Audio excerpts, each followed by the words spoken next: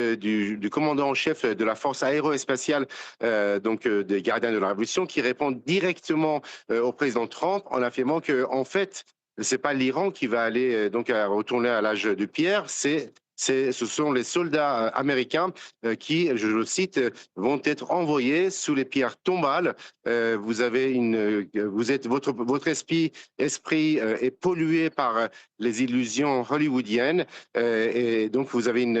250 années d'ancienneté, alors que l'Iran a une ancienneté de 6000 ans, et donc vous ne pouvez pas combattre l'Iran. Donc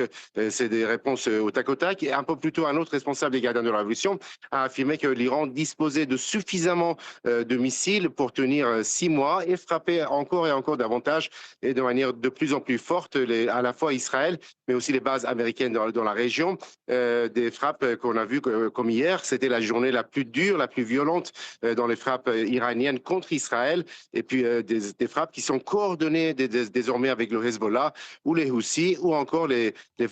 milices chiites irakiennes.